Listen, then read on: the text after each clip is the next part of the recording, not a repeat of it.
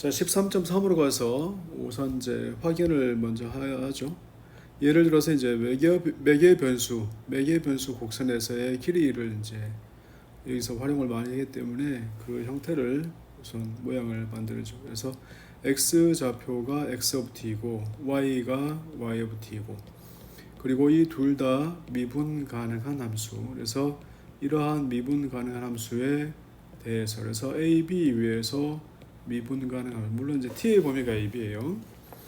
이러한 형태의 매개 변수 곡선에서 이 곡선이 이러한 형태를 가지고 있다. 그러면 방향이 이렇게 증가하는 방향이라면 곡선 C에 대해서 t의 범위에 따라서 형태를 만들면 t의 범위에 따라서 이러한 모양으로, 그래서 이러한 부분을 이제 잘라서 보기로 하죠. 그래서 t가 요 점에서는 이제 x의 t의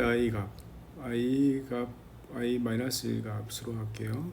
그 다음에 y의 t의 i 마이너스 1 값으로 이 점 좌표, 그 다음에 이 점 좌표는 x의 t의 i 값과 그 다음에 y의 t의 i 값으로 이렇게 표시될 수 있겠죠. 그래서 t가 매개 변수 t가 이제 이렇게 움직이는 t가 이렇게 움직일 때 곡선이 x 좌표가 정해지고 y 좌표가 정해졌어요. 그래서 이 부분을 이렇게 되어 있는 이 형태,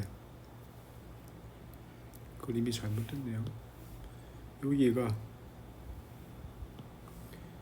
요 점과 요 점에 대해서 그래서 요 점 좌표야 이렇게 만들었을 때 요 부분에 대해서의 길이를 이렇게 직선으로 근사하겠다는 뜻이잖아요, 그죠? 그래서 이렇게 만들어요. 그러니까 얘는 이제 y의 t의 i 값 마이너스 y의 t의 i 마이너스 1 값이 되잖아요. 그래서 평균값 정리로 y 프라임에 t의 i의 어떤 특정한 값이 있을 테고, 얘는 이제 x의 t의 i 값 마이너스 x의 t의 i 마이너스 1 값이거든요. 그래서 평균값 정리로 x 프라임의 t의 i의 어떤 특별한 값이 있어요. 그래서 이렇게 해서 델타 si에 대해서 근사하기로 얘를 델타 li로 근사하겠다는 뜻이잖아.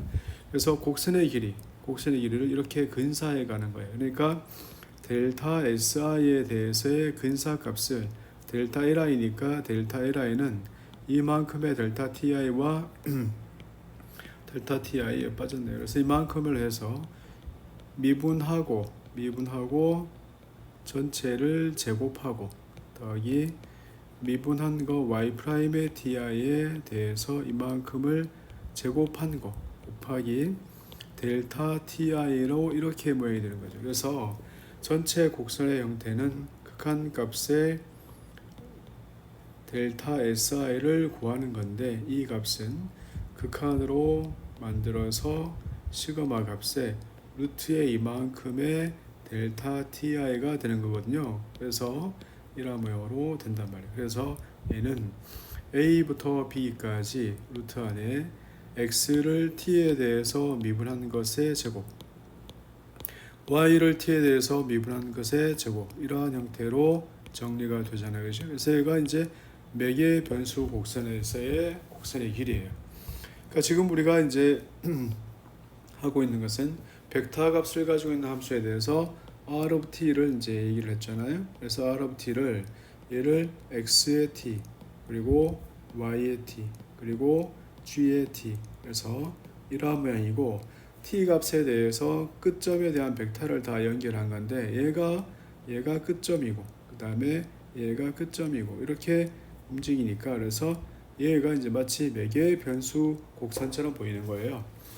그래서 앞에서 r''의 t를 얘기했잖아요. 그래서 r''의 t는 x' y''의 g'이라고 얘기했고, r''의 t의 절대값이 누구였죠? 절대값이 루트의 스퀘어의 제곱이었으니까 이 값은 루트 안에 x를 t에 대해서 미분한 것의 제곱, y를 t에 대해서 미분한 것의 제곱이란 말이야. 그래서 이러한 모양, 그 다음에 g를 t에 대해서 미분한 것의 제곱의 모양이었어요. 이것이 이제 이런 값이었어요. 그러니까 곡선의 길이에서는 a부터 b까지 r'의 t에 대해서 절대값의 dt 얘가 a부터 b까지의 길이일 테고, 그러면 이 파트만 바꾸면 a부터 x까지 하면 이것이 매개 변수 값으로 이렇게 sx, 그래서 얘를 곡선의 길이 함수 이렇게 둘 수 있는 거죠.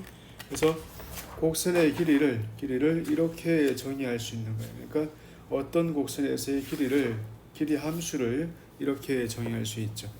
문자를 조금 바꾸어서 얘를 t라고 하면, 얘가 t로 하면 얘가 다른 값으로 해서 u를 하든지 이렇게 해서 du 이렇게 정리할 수 있겠죠. 그래서 s of t가 이런 모양이에요. 그러니까 s를 곡선의 길이의 함수, 얘를 t에 대해서 미분한 것은 이것은 r'의 t의 값인 거예요. 그래서 이러한 모양이에요. 그러니까 얘는 스칼라 함수예요. 그래서 얘는 벡터 함수가 아니고 스칼라 함수가 되죠. 그래서 s를 t에 대해서 미분한 것이 이런 거예요.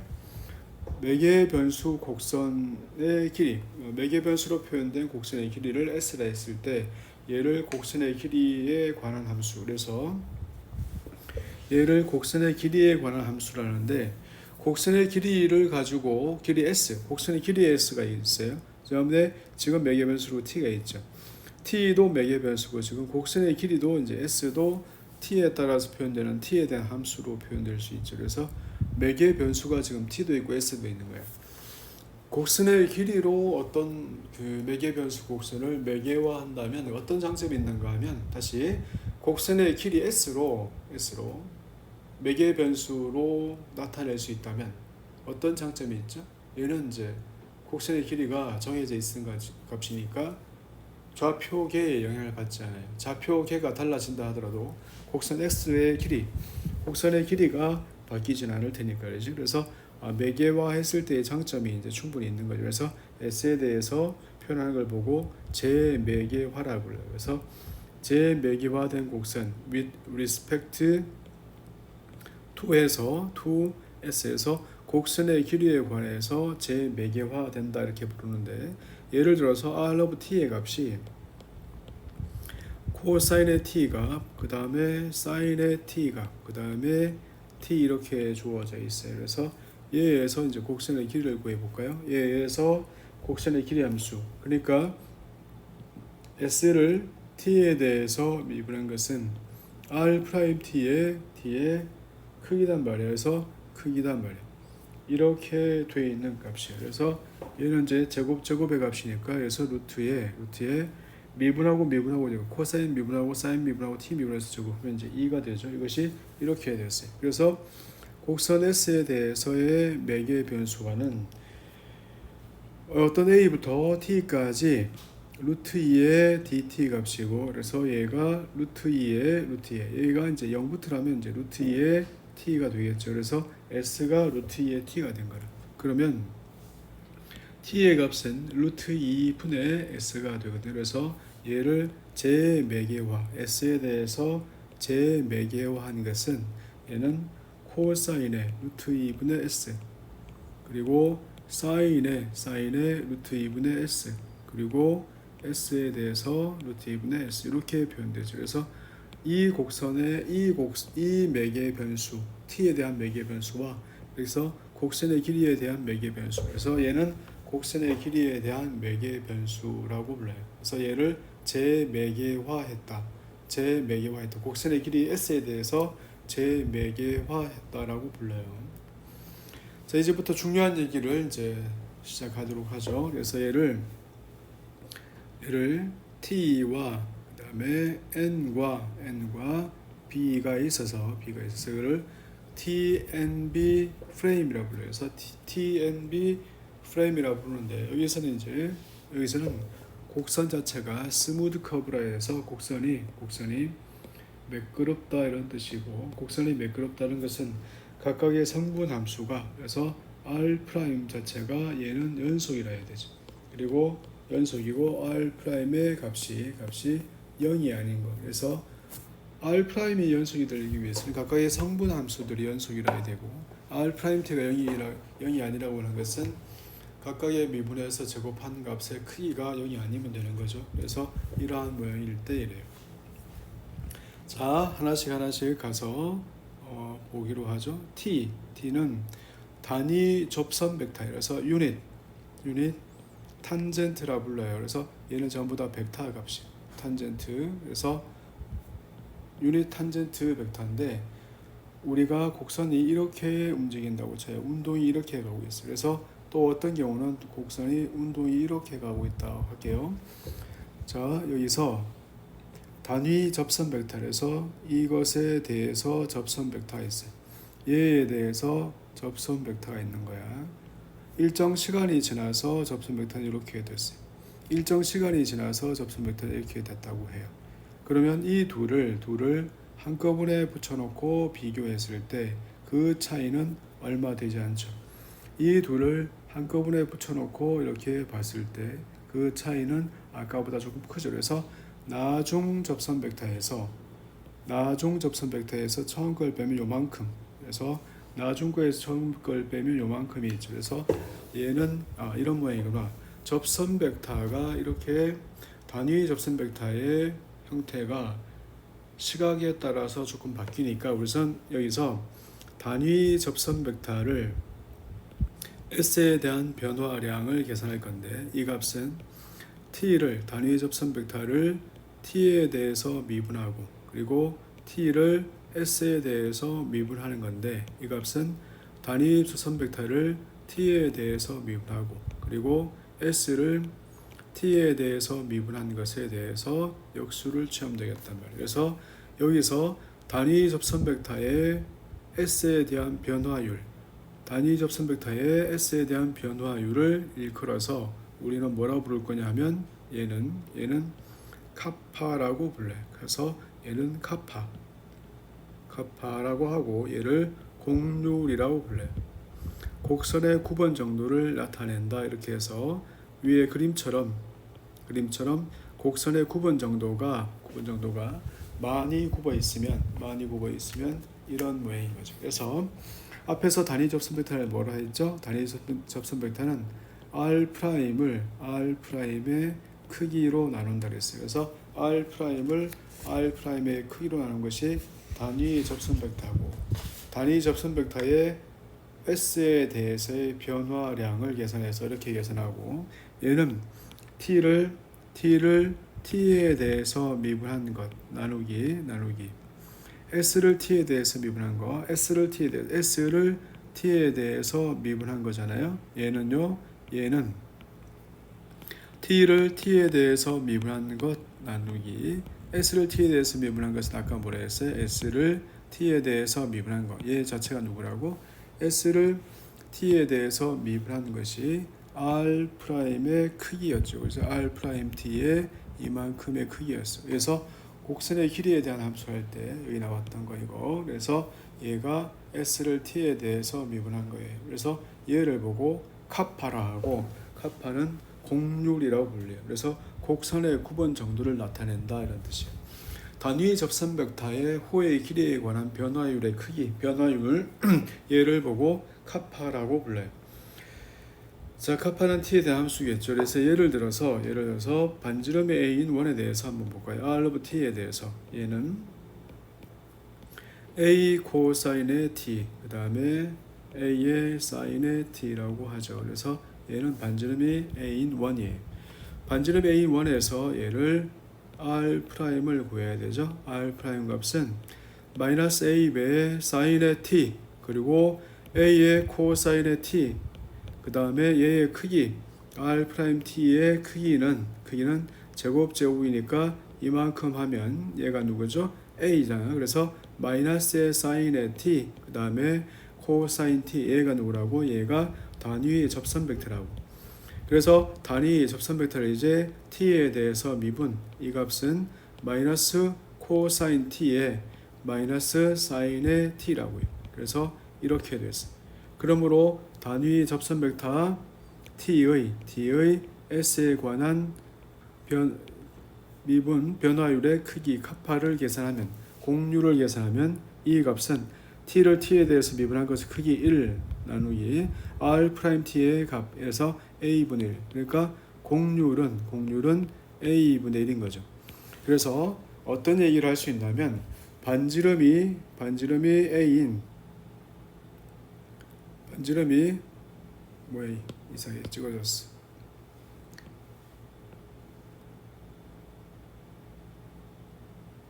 반지름이 A인 이렇게 생겨 있는 그러한 원이 있어요. 여기서의 얘의 공률은 A분의 1인 거지. 그러니까 반지름이 작아지면 작아질수록 반지름이 작아지면 공률이 커지는 거예요. 그래서 반지름이 작아지면 공률은 커지는 거다. 그래서 공률은 커진 거다 말. 그러니까 어떤 도로가 이렇게 굽어 있다가 이렇게 굽어 있다가 이렇게 굽어 있다고 할까요? 그래서 이렇게 되면 이 부분은 아주 큰 원의 일부분이고 이 부분은 좀 더 작은 원의 일부분이고 이 부분은 좀 더 작은 원의 일부분이니까 공률에 대한 원이 점점 작아지고 있잖아요. 작아지고 있으니까 공률은 커지고 있는 거야. 그래서 많이 굽어 있는 거예요. 그래서 반지름이 커지면 공률은 작아지는구나 이렇게 알고 있으면 되겠어요.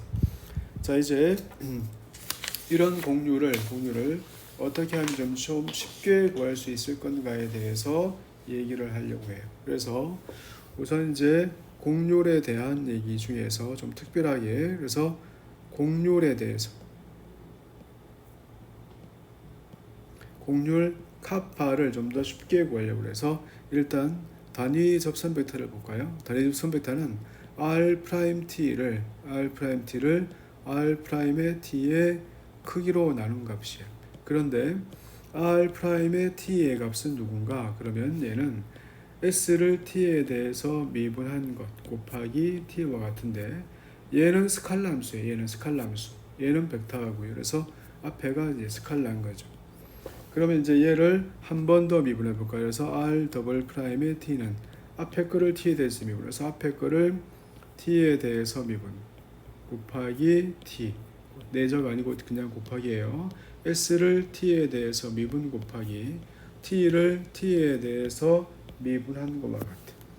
그러면 이제 R'과 R'의 이제 외적을 볼까요? 그래서 S를 T에 대해서 미분한 거 T, 그 다음에 이거의 외적과 그 다음에 S를 T에 대해서 미분한 거와 T 더하기 스칼라 함수가 있고 벡터가 섞여 있어가지고 잘 보면서 해야 돼요. 그래서 이거에 T를 T에 대해서 미분한 값이에요. 그러면 이제 T와 T는 외적하면 그 결과가 크기의 사인값의 크기만큼을 가지는데 이때 이 사인값이 0이니까 이게 외적 0이란 말이에요. 그래서 이렇게 해서 외적 0이니까 남는 값은 S를 T에 대해서 미분한 것의 제곱 앞에 거 남고 뒤에 거는 T와 T를 T에 대해서 미분한 것의 크기 이렇게 남겠죠. 이것이 이제 이런 모양이에요. T는 단위 접선 벡터란 말이에요. 그리고 T의 내적 T는 T의 크기의 제곱이었잖아요. 그래서 얘는 1이란 말이에요. 얘를 미분하면 T를 T에 대해서 미분한 것 T 더하기 T와 T를 T에 대해서 미분한 것의 내적이란 말이에요. 그러니까 이 말은 무슨 말인가 하면 T는 T를 T에 대해서 미분한 거와 직교해요. 그래서 이것의 값에 대해서 얘는 S를 T에 대해서 미분한 것의 제곱 그리고 앞에 거의 내적 크기 그 다음에 뒤에 거의 크기 앞에 거의 크기 뒤에 거의 크기의 사인 값이라 해서 얘가 바로 R'과 R'의 외적의 크기가 되는 거죠. 이러한 모양이 됐어요. 그러면 T를 T에 대해서 미분한 것에 대해서의 크기라고 하는 것은 얘는 단위 접선 벡터는 1이란 말이어서 S를 T에 대해서 제곱분해 여기는 R'과 R'의 외적에 같단 말이에요. 그래서 얘가 누구냐? 얘가 R'의 T의 전체 크기의 제곱분해 여기는 R'의 T와 그리고 R'의 T의 외적과 같아요. 이러한 형태가 됐어요. 얘가 이제 곡률에 대해서 식을 이제 정리하고 있는 중인데, 그러면 곡률은 누구였나? 카파의 값은 누구였죠? 카파는 t에 대해서 미분한 것, 이것을 대해서 나누기 r't의 크기였거든요. 그러니까 이제 우리는 r't의 크기의 세제곱분의 r'과 r'의 외적의 크기와 같은 거예요. 그래서 이제 얘가 카파의 값인 거예요. 그래서 카파를 구할 때 이렇게 구하면, 곡률을 구할 때 이렇게 구하면 매우 쉽게 구할 수 있습니다. 그래서 소리가 조금 복잡하긴 하지만 곡률까지는 그래도 알고 있는 게 좋아요. 그래서 나중에 이제 수학과 과목을 미분기하 이런 과목을 듣게 되면 이제 이런 것들은 아무것도 아니게 되지만, 지금 당장 미적분학에서는 이 정도도 훌륭하신 거니까 포기하지 말고 잘 따라와 주셔야 돼요. 그래서 쉽게 말하면 얘가 속도, 얘는 가속도잖아요. 그래서 속도의 크기의 세제곱분의 속도와 가속도의 외적의 절대값, 이만큼이 카파다. 곡률, 곡선의 구부러진 정도를 의미한다. 이렇게 알고 있으면 되겠어요. 그래서 얘를 가지고 이제 예제를 하나를 보기로 하죠. 예제 중에서 r of t의 값이 t, 그다음에 t의 제곱에 t의 세제곱 이렇게 있습니다. 이러한 형태에서 r'은 1, 2t, 그다음에 3t의 제곱, 그다음에 한 번 더 r의 더블 프라임은 얘는 0, 2, 그다음에 6t 이렇게 정리가 되죠. 이것이 이제 두 번 미분한 거. 그리고 r'의 이 값은 루트에 1 더하기 4t의 제곱 더하기 9t의 4제곱이 됐어요. 이것이 이제 r'. 그래서 r'과 r 더블 프라임의 외적의 값을 볼까요? i, j, k에 대해서 1, 2t, 3t의 제곱, 그 다음에 0에 2에 6t가 됐어요. 이만큼에 대해서 계산하는 거 다시 i 성분 어떻게 한다고? ad-bc 한다고. 그래서 12t의 제곱 빼기 6t 제곱, 6t의 제곱, 얘가 i 성분, 그 다음에 j 성분 6t, 그래서 마이너스 6t, k 성분 2 빼기니까 이만큼 되죠. 이것이 r과 r', 그래서 r'과 r 더블 프라임의 외적의 크기는 루트 안에 36t의 4제곱 더하기 36t의 제곱 더하기 4로 이렇게 정리가 됐어요. 그래서 카파를 구해내면 카파의 값은 r't의 세제곱, 그래서 얘는 1 더하기 4t의 제곱 더하기 9t의 4제곱, 이것의 스퀘어 값의 세제곱이니까 2분의 3제곱, 이거분의 루트 안에 다시 36t의 4제곱 더하기 36t의 제곱 더하기 4로 정리가 돼요. 그래서 얘가 바로 카파고 그때의 곡률이고, 얘를 일일이 대입하면서 얘를 구할 수 있어요. t 값을 대입하면 점도 정해지고 그 점에서의 곡률을 구할 수 있죠. 곡률을 구하면 그 부분이 어떻게 경로가 움직이는지 대충 알 수 있죠. 자, 예를 들어서 이제 평면 곡선에서 y는 fx라 하고요. 그래서 이 곡선, 평면에 있는 곡선이죠. 좌표 평면 위에 어떤 곡선이 있어요. 그래서 굉장히 많이 봤잖아요, 그런 것들은. 그래서 이런 곡선이 있다. 이 곡선의 곡률을 구해봐라, 이런 의미죠. 그래서 얘를 고칠게요. r of x를 t라 해도 마찬가지죠. 그냥 일관성을 위해서 t로 고칠게요. r of t를 x를 t, 그 다음에 y를 ft, z를 0 이렇게 정하면 되겠네. 그래서 r'는 1과 f'과 0, 그 다음에 r의 더블 프라임은 0와 f의 더블 프라임의 0 이렇게 되죠. 그래서 r'과 r 더블 프라임의 외적은 i, j, k 성분의 1, f 프라임 0, 0의 f 더블 프라임의 0의 모양이 되고, i 성분 0, 그 다음에 j 성분 0, k 성분은 f의 더블 프라임만 남죠. 이런 모양이 됐어.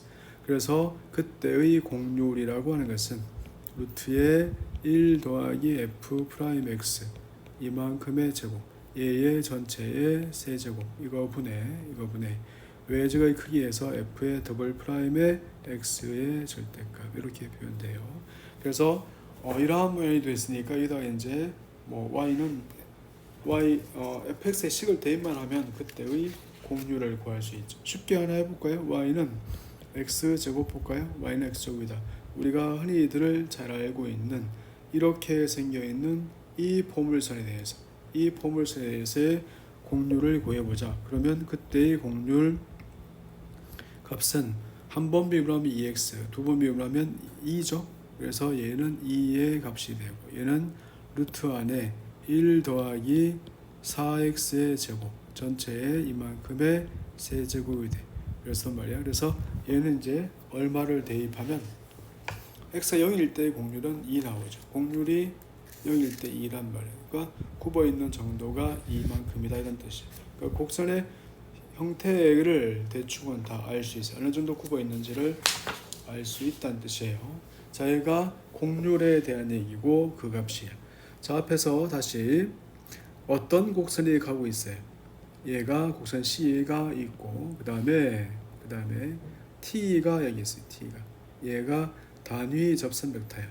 그런데 T를 S에 대해서 미분한 것은 벡터인데 얘와 T는 직교한다 했단 말이에요. 그러니까 직교하는 방향이 있는데 T의 그 다음 T의 방향은 얘는 이 부분은 직교한다 그랬는데 그 다음 T에서의 변화량은 이제 얘가 안쪽으로 가니까 이만큼이 안쪽으로 가는 벡터지. 직교하는 벡터인데 얘가 이렇게 가는 벡터야.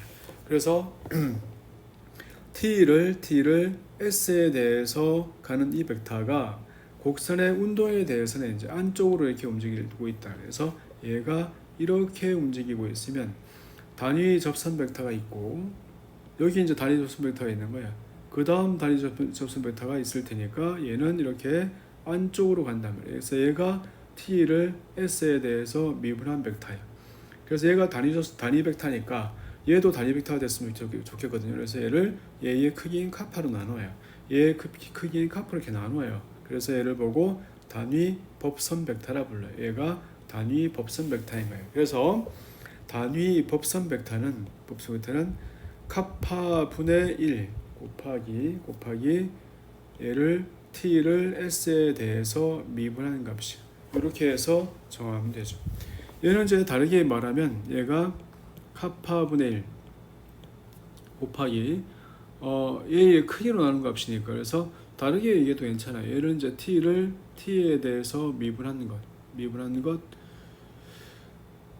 곱하기 얘는 T를 다시 S에 대해서 미분한 값이잖아요. 그래서 이거를 그대로 만들어도 이거의 크기니까 T에 대해서의 크기 그 다음에 T를 S에 대해서의 크기 이렇게 한 것이 카파고 이거 곱하기 T에 대해서 그 다음에 T를 S에 대해서 한 거라서 이렇게 이제 값이 있으면 얘는 어쨌든 얘는 R'T와 같은 거거든요. 그래서 얘는 R'T의 절대값이었잖아요, 이게.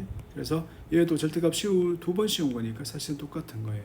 그래서 카파의 모양을 가지고 이제 이렇게 정리하면 n이라고 하는 단위 법선 벡터. 그래서 유닛 노멀이에요. 단위 법선.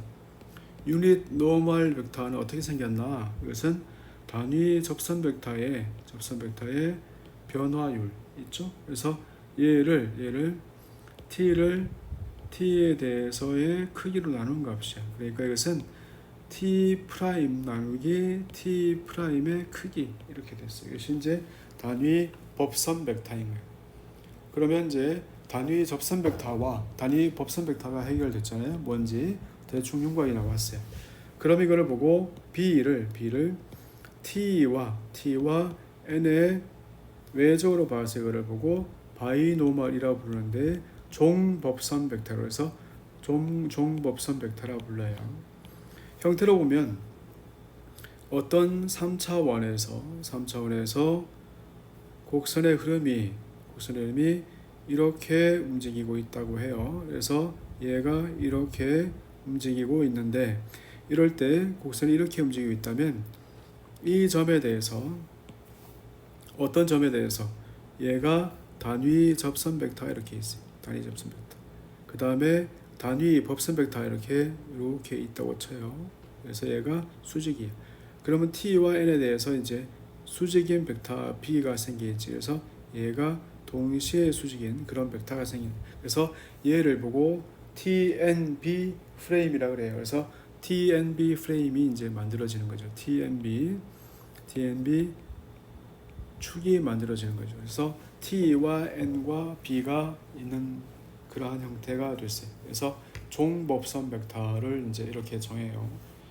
그러면 T와 N이 이루는 평면이 있잖아요. T와 N이 이루는 평면은 곡선이 마치 접하도록 움직여서 그래서 T와 N이 이루는 평면이 있는데 그 평면은 이제 접촉평면이라 부르고 그래서 osculating 평면이라 불러요. 플레인이라 부르고 그 다음에 B와 N은 N이 이루는 그 평면은 마치 곡선이 수직으로 통과하는 것처럼 보이잖아요. 그래서 얘를 법평면이라 불러요. 그래서 법평면이라고 이렇게 부를 수 있어요. 그래서 곡선이 이제 마치 스치듯이 지나가는지 아니면 곡선이 직교하면서 지나가는지의 형태를 찾는 건데 그런 의미를 가지고 있어요. 단위 법선 벡터만 좀 이해하면 이제 문제가 좀 쉬워질 텐데 여기는 예제 하나를 다루면서 가르기로 하죠. 그래서 R of t가 코사인 t, 그 다음에 사인 t, 그 다음에 t. 얘가 이제 힐익스라고 불리는 3차원 공간에서의 나선이죠. 그래서 얘가 이러한 모양으로 이렇게 올라가고 있어요. 이렇게 올라가고 있죠. 이럴 때 자 하나씩 R 프라임은 마이너스 사인 t, 그 다음에 코사인 t, 그 다음에 1. 단위 접선 벡터를 구해야 되니까 R 프라임의 크기는 얘는 크기가 루트 2가 되네요. 그죠? 루트 2가 되었어요. 그래서 단위 접선 벡터는 루트 2분의 1에다가 얘는 마이너스 사인 t, 그 다음에 코사인 t, 그 다음에 얘가 1. 이것이 단위 접선 벡터예요. 자, 그 다음에 단위 접선 벡터를 한 번 더 미분하면 루트 2분의 1에다가 얘는 마이너스 코사인 t, 그 다음에 마이너스 사인 t, 그 다음에 얘가 0. 그래서 t 프라임의 크기를 구하죠. t 프라임의 크기는 얘는 루트 2니까 미분한 거의 제곱. 그래서 2분의 1의 코사인 제곱 더하기 2분의 1의 사인 제곱에서 얘가 루트 2분의 1 나오죠. 그래서 루트 2분의 1이 돼요. 그러니까 그때의 단위 법선 벡터는 나누간 값이니까 얘는 이제 마이너스 사인 t 미분한 여기 있죠. 그래서 얘를 여기다 대입하면 마이너스 코사인의 t, 그 다음에 마이너스 사인 t, 그 다음에 제로. 얘가 단위 법선 벡터야. 단위 법선 벡터. 자, 그 다음에 종법선 벡터 b의 t의 값은 이것은 t와 n의 외적으로 만들어진다고 했으니까 t와 n의 외적으로 가죠. ijk에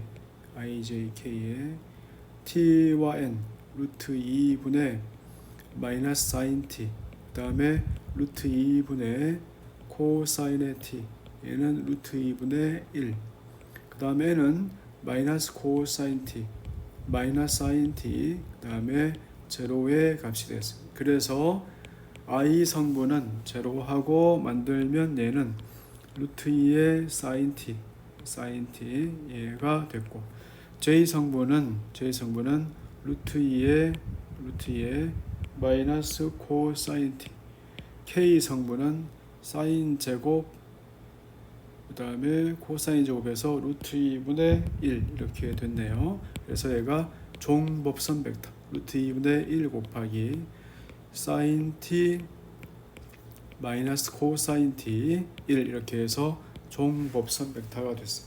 그래서 단위 접선 벡터, 단위 법선 벡터, 그다음에 종법선 벡터로 정리가 되죠.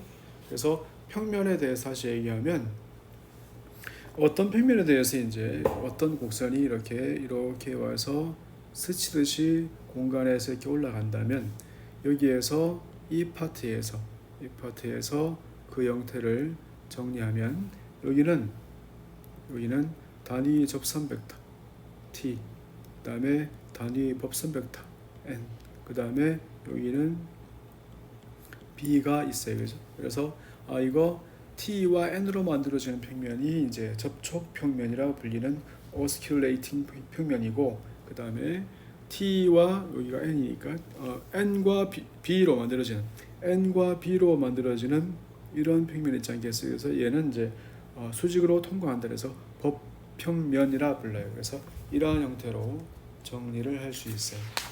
얘가 13.3인데 여기가 양이 많고 조금 어렵죠. 그래서 복률에 대한 얘기들이 있는데 나중에 가서 이제 미분계를 하면 좀 더 재밌게 할 수 있겠지만 지금 당장은 이 정도 선이고요. 다음 시간 앞부분에서는 이제